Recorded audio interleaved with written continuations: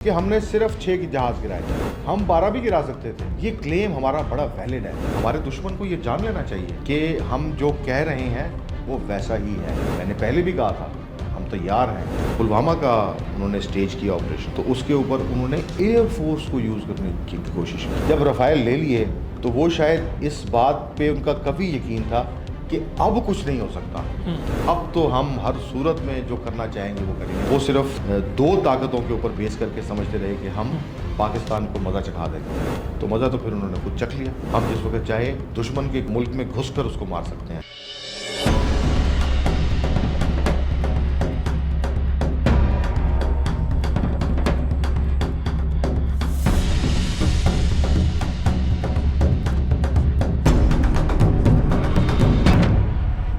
Sir ये बताएं कि पाक फ़िज़ाइया जो है उसकी कामयाबी का राज क्या है? किस तरह हमारे जो पायलट्स हैं, हमारे जो शाहीन हैं, वो दुश्मन के घर में घुसते हैं। ये तो घुसने की हिम्मत नहीं करते, घुसने वाले होते हैं। हमारे शाहीन पहले इन्हें उड़ा देते हैं। तो हमारे शाहीन दुश्मन के घर में घुसे हैं, 5 घंटे तक हिंदुस्तान की जो फ़िज़ाएँ हैं उन पे राज करते रहे हैं, उनके घर में घुस के उन्हें मारते हैं और फिर गाजी बनकर वापस आ जाते हैं। देखिए, मैंने आपसे पहले भी एक डिस्कशन में जिक्र किया था कि खाली एक जहाज़ ले लेने से कोई कैपेबिलिटी नहीं आ जाती। बिल्कुल ऐसे एक जहाज़ एक कैपेबिलिटी है। डीजी आईएसपीआर ने और हमारे deputy chief of air staff operations ने पूरे इंटरनेशनल मीडिया को ब्रीफ किया कि ऑपरेशंस कैसे अनफोल्ड हुए।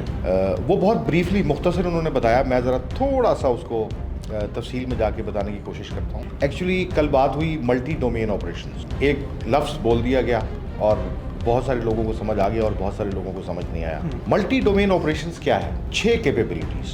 पहली कैपेबिलिटी जहाज। हमने चाइना के लेटेस्ट 3 जहाज JF-17 ब्लॉक 3 J-10C, ये हमारी एक कैपेबिलिटी होगी जहाज। दूसरी कैपेबिलिटी मिसाइल BVR, उनसे बेहतर रेंज के मिसाइल, उनसे अच्छे मिसाइल और हमारे जहाज़ों में उससे बेहतर रडार, ये दूसरी कैपेबिलिटी हो गई। तीसरी कैपेबिलिटी आपकी, आप देखिए स्पेस, सैटेलाइट्स। जिस वक्त हमारा एडवर्सरी इन जहाज़ों के ऊपर पैसे खर्च कर रहा था अपने राफेल्स के ऊपर, हम उस वक्त अपनी कैपेबिलिटी बिल्ड कर रहे थे स्पेस डोमेन में। न सिर्फ हमने चाइना की मदद से अपनी सैटेलाइट्स लॉन्च की, बल्कि हमें इश्तराक हासिल है बेडू कंस्टलेशन का, जिसमें 44 सैटेलाइट्स हैं चाइना की, और उनकी मिलिट्री रेजोल्यूशन और हमारी कपल्ड विद हमारी अपनी सैटेलाइट्स इमेजरी रियल टाइम जो है वो अब आपके पास आ रही है। ये हो गई 3 कैपेबिलिटीज़।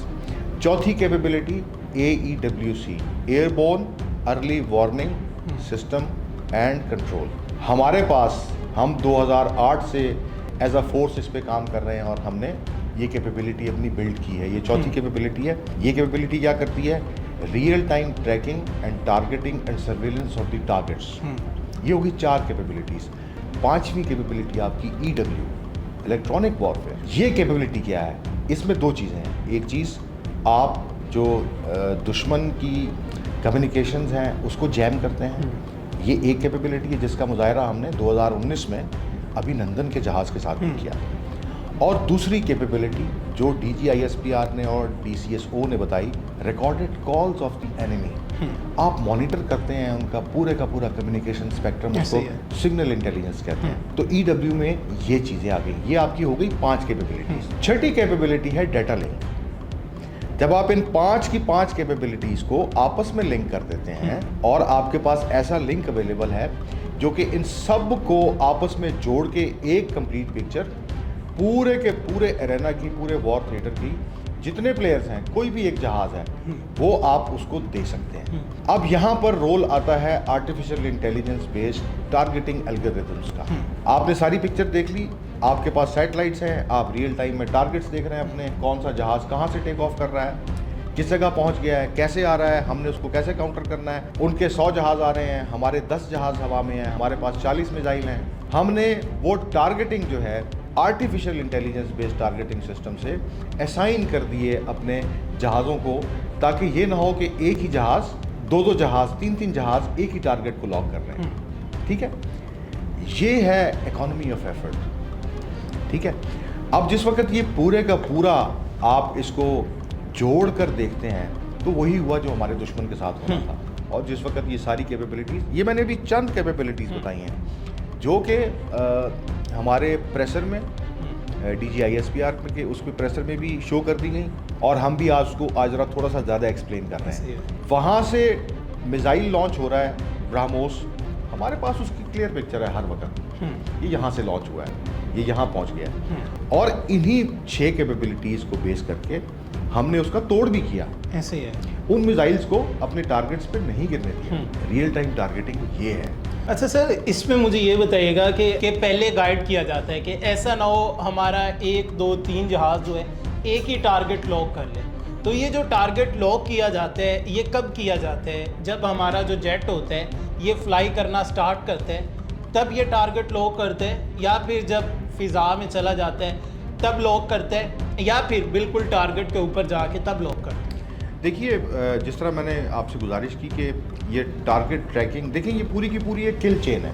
ये कहाँ से शुरू होती है ये किल चेन? किल चेन की भी बात उसमें हुई कि हमने किल चेन जो है अपनी, और इसके ऊपर बहुत चर्चा किया, ब्रिटिश मीडिया ने भी, टेलीग्राफ इसमें बहुत अच्छा एक बड़ा मुफस्सिल मजमून उन्होंने लिखा है। किल चेन कंप्लीट करना, टारगेट को आइडेंटिफाई करना, उसको सर्वेलेंस करना, वो टारगेट क्या कर रहा है उसको ट्रैक करना जब वो टेक ऑफ कर जाए, चाहे वो मिसाइल है चाहे वो जहाज़ है। अब ये सारे काम कर रहा है आपका AENWC, airborne early warning and control system. वो हर वक्त हवा में है, फिजा में है, ये सब डाटा उसके पास अवेलेबल है, लिंक्ड है सैटेलाइट से, ये सारा कुछ वो देख रहा है, मॉनिटर कर रहा है। जिस वक्त ज़रूरत होगी हमारा जहाज़ टेक ऑफ करेगा, चाहे टेक ऑफ करना पड़े, चाहे वो जो आपकी कैप है कॉम्बैट एयर पेट्रोल्स वो हवा के अंदर है, जिस वक्त ज़रूरत होगी वो टारगेट डेजिग्नेट किया जाएगा, जो रिक्वायर्ड जहाज़ हैं जो उसके आसपास है वो टारगेट उसको दे दिया जाएगा, जितने टारगेट्स देने हैं, जो कुछ देना है। इसीलिए कि हमने सिर्फ 6 जहाज़ गिराए, हम 12 भी गिरा सकते थे। ये क्लेम हमारा बड़ा वैलिड है, और हमारी कैपेबिलिटीज़ को और हमारे ऑपरेशंस को देखते हुए हमारे दुश्मन को ये जान लेना चाहिए कि हम जो कह रहे हैं वो वैसा ही है। मैंने पहले भी कहा था हम तैयार हैं आजमाना नहीं, लेकिन उसने आजमाया है सर, और उसकी जो हालत हुई है वो सारी दुनिया ने देखी है। इंडिया की नाकामी की क्या वजह है कि इंडिया हमेशा की तरह मार खाता है? इस दफ़ा भी उसने मार खाई, पूरी दुनिया में उसका जो मुंह था वो काला हुआ। तो इसकी क्या वजह है जो उनकी नाकामी की सबसे मेन रीज़न है? सबसे मेन रीज़न देखिए यही है कि अगर आप थोड़ा माजी में जाएं, माजी करीब में 2019 में जिस वक्त उनका अभिनंदन वाला एपिसोड हुआ, तो उस वक्त उनकी हुकूमत ने और उनके जो उस वक्त के प्राइम मिनिस्टर थे जो अभी भी हैं, उन्होंने कहा अगर हमारे पास रफ़ाइल होते तो ये सूरत हाल ना होती। ले लिए रफ़ाइल। जब रफ़ाइल ले लिए तो वो शायद इस बात पे उनका कभी यकीन था कि अब कुछ नहीं हो सकता, अब तो हम हर सूरत में जो करना चाहेंगे वो करेंगे, हमारे पास कैपेबिलिटी आ गई। इस चीज़ पे यकीन कि कैपेबिलिटी नहीं, ये 6 कैपेबिलिटीज़ जो मैंने आपको मल्टी डोमेन ऑपरेशन बताए, इसमें इसके बाद जो एक और भी बहुत बड़ी चीज़ है, आपने ये कैपेबिलिटीज़ तो ले ली, आपने अपनी किल चेन कंप्लीट कर ली, मल्टी डोमेन ऑपरेशंस में you can operate in many domains, इस सबको इकट्ठा भी कर सकते हैं, लेकिन फिर इसके ऊपर ट्रेनिंग, जो कि हम इतने अरसे से जब हम ये कैपेबिलिटीज़ एक्वायर कर रहे हैं तो अपने पायलट्स को तैयार कर रहे हैं। ऐसा तो नहीं है ना कि हमने ये कैपेबिलिटीज़ ले ली और लोगों को तैयार नहीं किया, तैयारी करेंगे तो हम लड़ेंगे ना। ऐसे ही है, ये है मेन रीज़न।